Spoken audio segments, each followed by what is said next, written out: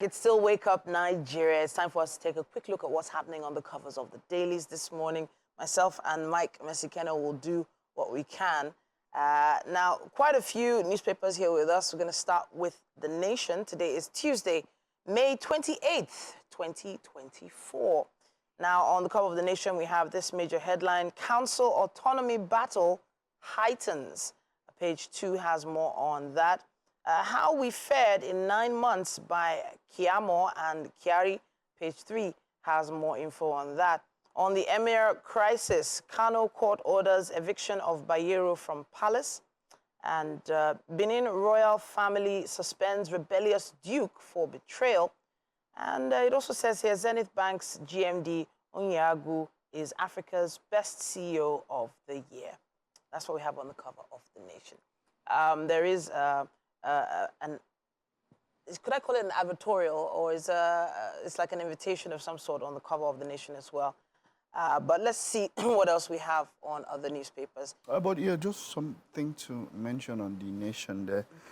Okay. The Kano crisis, as it were, and all of that. It's just a very simple thing. I mean, whatever's good for the goose is good for the gander. I wish I had, there's a friend I'm thinking of now who would have a very, very nice Yoruba adage to put this out there. But you see, I mean, the Emirate was broken up by the previous governor into 5.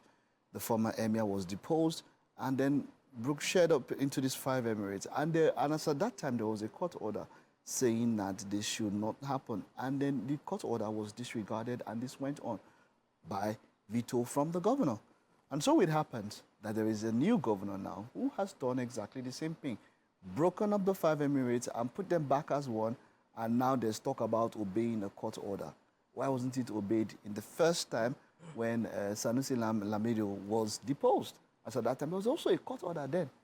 You see? So if the court order wasn't enough as at that time to reverse what the governor had done, why should it be enough now? Why should it be enough now? That's the question, you know. So now they're talking about, in the news I spoke about, there's now another restraining order talking about how the 5 emirs who have been deposed should not parade themselves, or anybody who is connected with them should not parade themselves as the emir or affiliated to anything concerning the emirate. And that is where we are now. There were protests, and we knew that it was going to be hot, as it were. But hopefully, we've not heard of any major things or lives and all that being destroyed. Let's hope that all of this is sorted out as soon as possible. And we since we are keeping the orders by the governor, and the last time it was peaceful, let this one too be peaceful as it returns back to being 1 emirate instead of 5 as it was before. So definitely, it's a developing story, and our subsequent bulletins will be giving you more information on that. We still have quite a few papers to go through. We have the Daily Times newspaper with us as well. Nigeria Air remains suspended. Federal government says ownership structure of suspended airline not beneficial to Nigeria. And Nigeria, Saudi Arabia to revive cargo flight operations, according to Keyamo. Do you remember what? Do you remember what happened the last few days of the Buhari regime? I mean, the penultimate day of the Buhari administration, when an aircraft was flown into the country and paraded as Nigeria Air, and just the next day, when you took the registration number of that aircraft, it was already doing another round with another logo. Ethiopian Airlines or something like that. So that means that there was a connivance to scam a whole nation in broad daylight. It was shocking. Like, how do you do that? We heard that a logo was going to be designed, and what, over 600 million for a logo that Titi will use Canva and do. Wow. Or something even less. Really? I mean, but you can imagine how that we made a laughing stock in the public. It was shocking. It was shocking that you just painted something, and how. So of course they are on trial now at the moment. That's the former Minister of Aviation, Hadiri Sika, and the junior brother. They are on trial now for that particular fraud, and hopefully justice is served, as it were, in that particular situation. Because man, it was too blatant, man. There were just some stories that felt so unbelievable that you just you're like, is this happening? You know, you're not sure if it's actually happening or not. This on the level of that guy that sold at a non-existent airport. This is that kind of level of But this one, at least we saw something though. That one, man. There is okay. So that all this conversation is based on this headline: Nigeria Air remains suspended, according to the federal government, and it should be until this there's nothing there exactly. There's nothing there. It's Mike, there's a whole lot to be sorted I out mentioned to Mike earlier something, Children's Day, yes. Oh, yeah. Next headline is right at the top of the page. There it says, Children's Day, no effort will be spared in securing Nigeria's future, according to Tinubu here. Hopefully we're not borrowing that future away. Hopefully. Sure. There is a story starting there on the cover and wraps up on page 2. We have some photos there, a photo story of children having fun on Children's Day at the celebrations in Port Harcourt on Monday. Bayelsa Tribunal affirms Governor Duye Diri's re-election.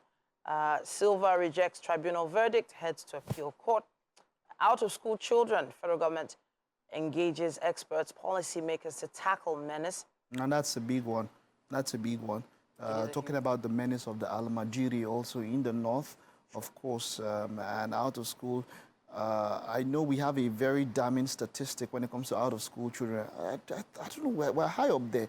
Maybe number 1 in some percentile when it comes to out-of-school children around the world. Now, when you go to developed countries and all of that, that's one of the basics, education, up to a particular level. Some countries, when you go to Scandinavia, some countries even go as high as tertiary institution where it is, you have a right to it, and free tuition up until that level.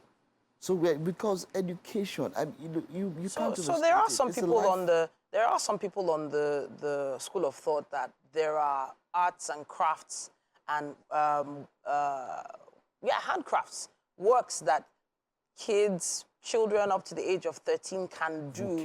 Vocation, that's the term I'm looking for. Exactly. Technical colleges, they've always been there. I remember a technical college not far from where I was living, and how when I was writing NECO, that was also a center, technical college. How many technical colleges do we still have in the country? How many vocational centers do we still have here in the country? All of that is education. There are a few private ones. When we say education, okay, yes, they are. What I'm saying, but not as they were, not as the ones managed by the government. We're saying that, what are we dedicating our budget to?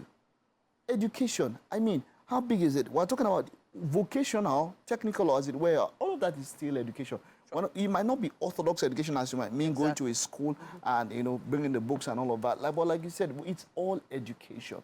And we are saying that whichever way, education, at least for now, the basic, primary level, it should be such that if a kid or a parent or a guardian cannot afford it, it should be in such a way that the government should be able to provide it at the basic level. The most basic. And decide that, But there are some kids that even like if you see a kid at a market stall in an open market, probably not more than 3-4 years old, doing crazy calculations based on how many onions he's selling for his mother or his father. Very true. And you wonder, there's some skills that need to be groomed and blossomed.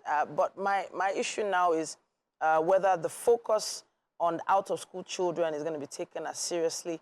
It's always been there. We should. It is one of the indices. It is one of the parameters. It is a hallmark by which you know that the society is thinking about its future, that the society wants to develop. How are you treating the children? Because those children will be the leaders of tomorrow. Those children are the people. I mean, go to America, you know that there are some schools where the president is going to come from. There are some things that it is among this particular cadre we will get the person who will lead this nation. So this place, they produce the lawmakers and all of that. You know that a society that thinks well about this tomorrow, the way you're going to do it is by shaping the kids, the little ones of today. We might have lost it with us. I mean, we're old. Someone said the young ones. I mean, we're having people who are under 40 now, who are in 6 months, they are moving they are moving ministries worth of allocations to their personal accounts and all of that, and then they are supposed to be the leaders or the young ones. What we can do is the next generation, the younger ones. Let us ensure that they have basic education. Someone said something about, I think it was, we make a joke about it, but just to digress a bit, Udumeje, you should know him, Papa. He said something, he said all of us are illiterates. And you know why he was mentioned? He said, look, how can we not have basic amenities? We have very educated people, but basic amenities or whatever. You might say corruption or as it were, but when you see literacy, when you are literate, you understand that, look, you ensure that you create an environment that works. That is the problem. True.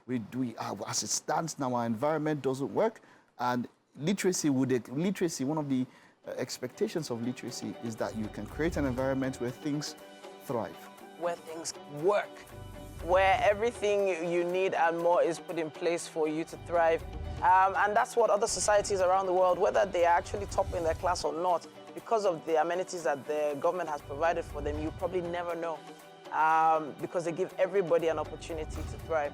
I was going to take the headline on the cover of the Vanguard, but we have to wrap it up at this point. I'm not sure which of the stories connected with you most. Give us your thoughts. Use our hashtag #WakeUpNigeria on TVC and let us know. All right, let's take a quick break. There is more coming up next.